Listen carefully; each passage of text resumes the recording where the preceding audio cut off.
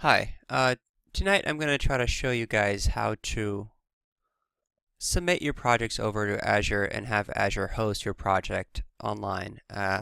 And let's get started. I would like to start by pointing out that my project has dependencies, and these dependencies are usually not submitted together with to GitHub. So this is usually what makes the following process a little bit harder. If your project does not have dependencies, I'll be pointing out the steps that you do not need to be taking in order to get your project to run. So let's get started and just open up Chrome and go to the Azure website. So it's azure.microsoft.com. You're going to go to My Account. And again, you're going to be looking for Management Portal. And you're going to be asked to log in. I've already logged in, I think about half an hour ago, so my login should have been saved. If not, you're going to get a small pop-up message reminding you to log into Microsoft Azure. Although it seems to be a little slow, so I'm just going to refresh this.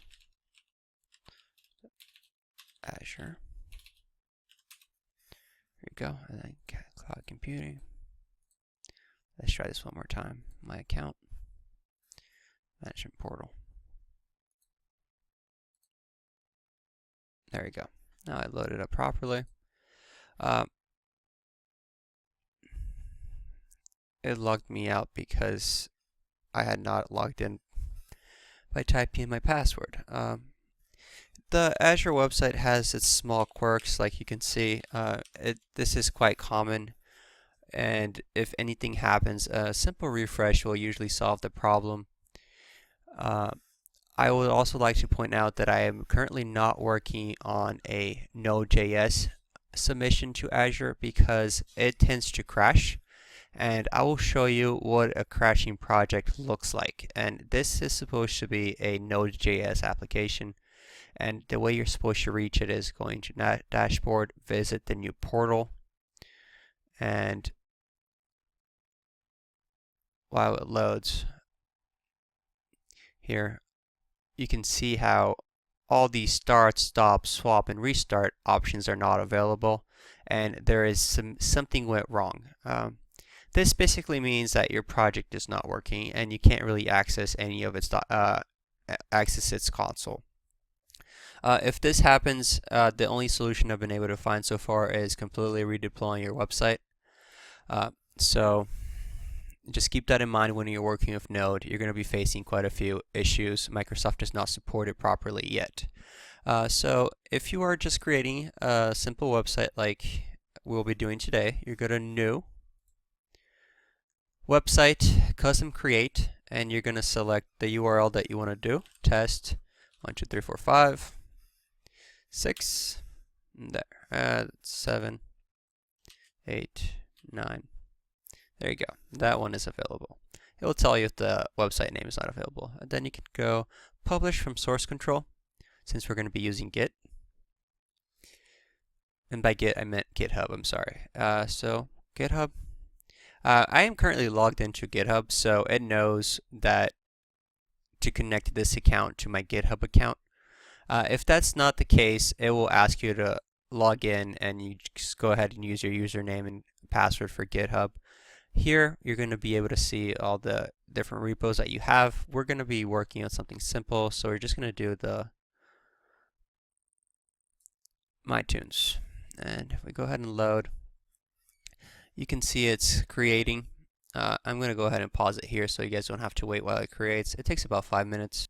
Alright, so we're back, and if we go into the project, you can see that it is integrated with source control. Your site has been created.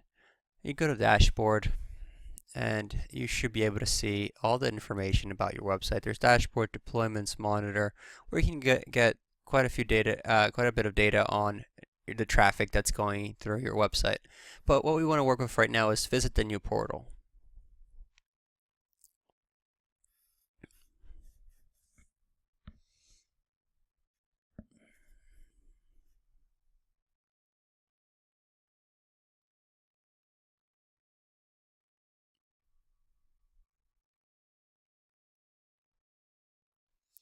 As you can see, it seems to be crashing right now. If I go ahead and close out of this, I should be able to just reload. This is the new portal.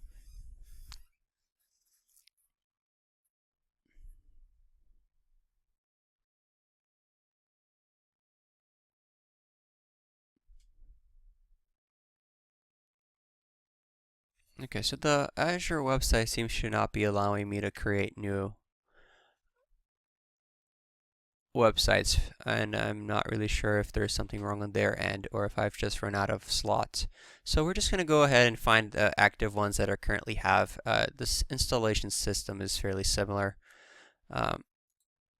So we go to active, and these websites should be okay, but let's go to home.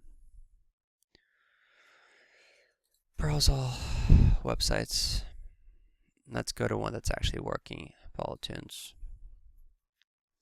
And this is what a actual working application should look like.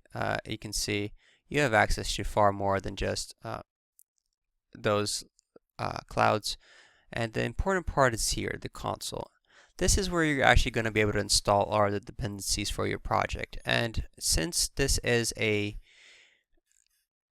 normal JavaScript running client side, it does have Bower components. And I'm just going to go here and do Bower install.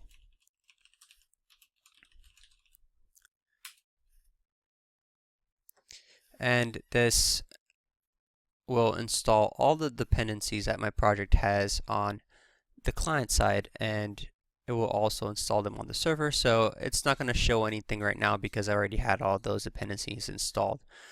Once that is done, you can go ahead and simply restart the server, and once you just click browse, a working version of your website will appear. So here you go. This is a working version of the website that I try to create.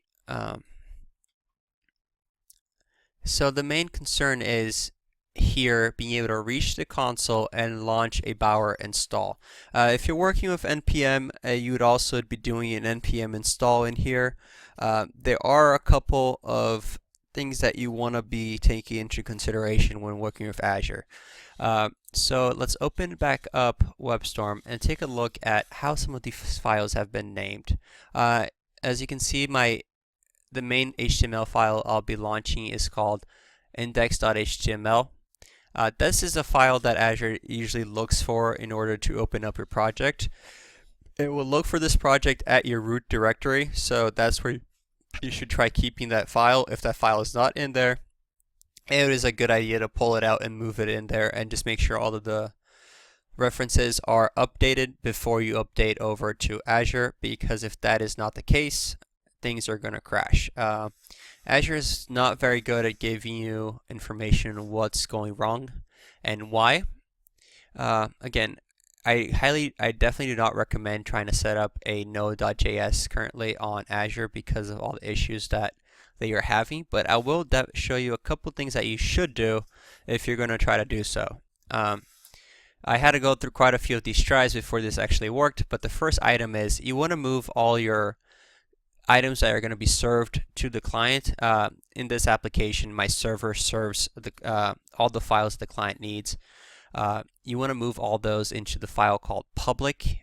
This is the file that Azure guarantees you to have access to. If your files are not in there, Azure could simply just reject all your requests and not give you enough permissions in order to properly run your website. The other item I would like to point out is the server.js. This should be the name of your server.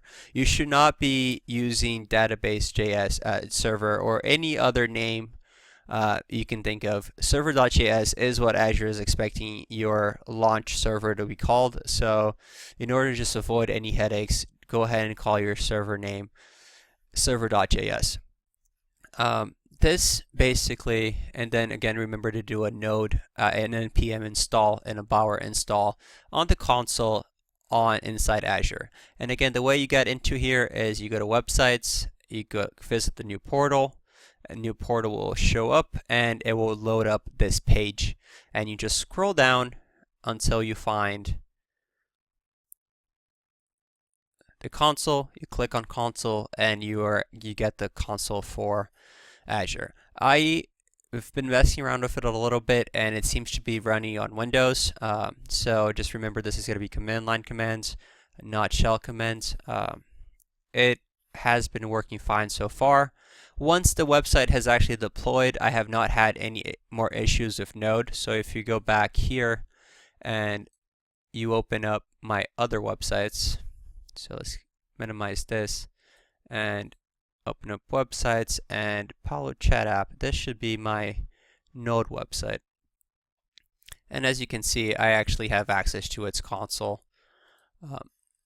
Again, I am not sure if Microsoft is currently blocking me from creating new websites, but I have not been able to reach this page for any of my new applications. Once in here, remember to do npm install and server install, and Bower install. Also, make sure that your Bower.json folder is updated and saving the files inside the directory that you actually wanted to. And same for Bower RRC.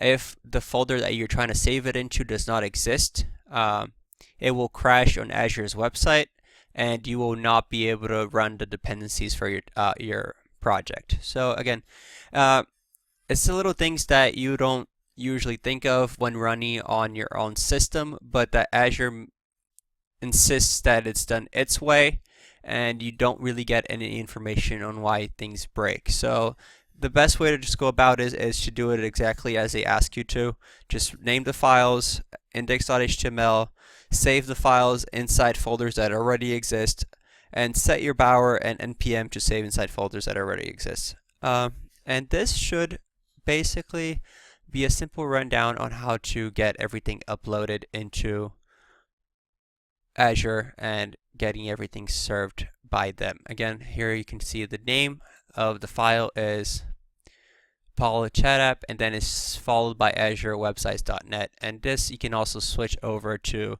your own domain name, but that was going to be another video. All right, thanks for listening, and we'll talk to you guys later.